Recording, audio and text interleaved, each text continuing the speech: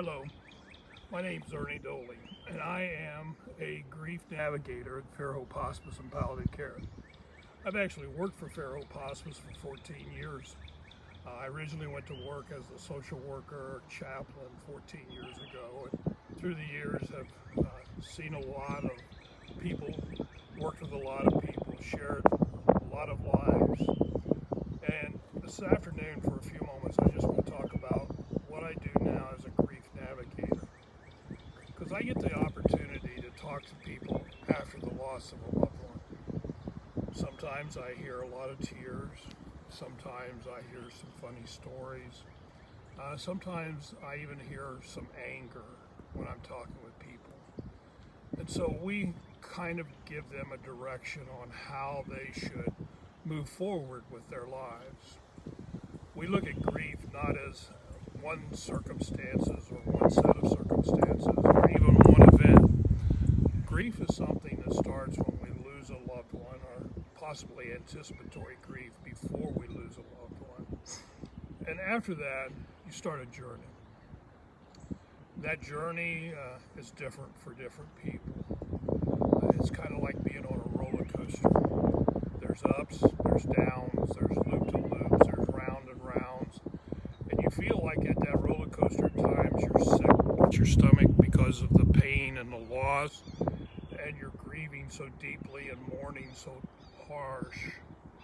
But at the same time, you're realizing that there is another day, there is a tomorrow, there is a future.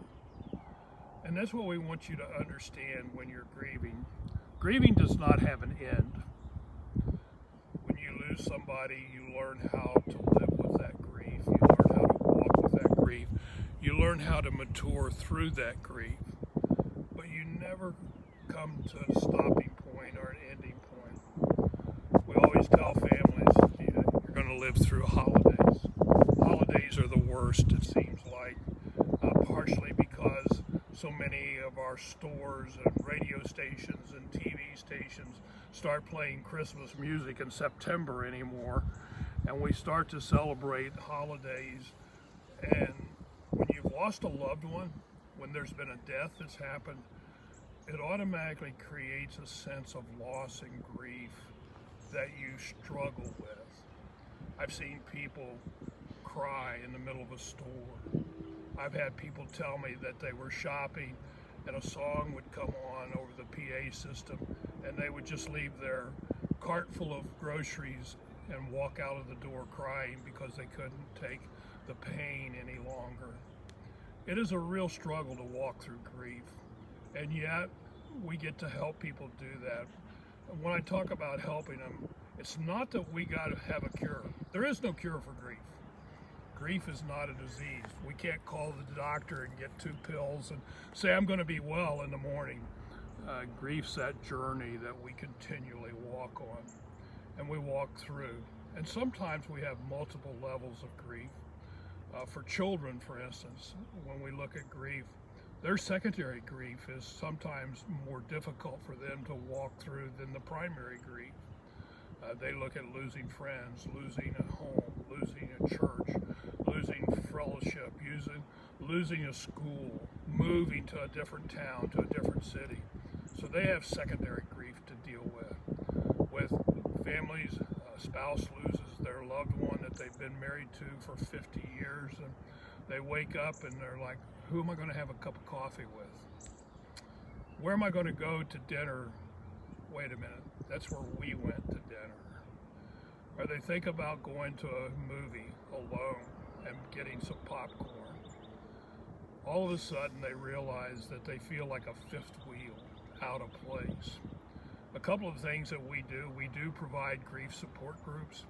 I actually run a support group on Tuesday mornings. Right now, because of COVID, we're doing it over Zoom.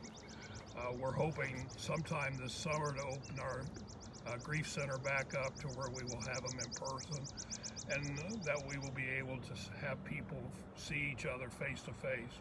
A lot of it's going to depend on the COVID-19 vaccination rates and requirements by the state on what we're going to be able to do. But people are missing. I can take a deep breath. I can seek support. Whether it's community or hospice, we support everybody that's lost a loved one. All you have to do is call our main number, which is 740-654-7077. Request a member of the grief department.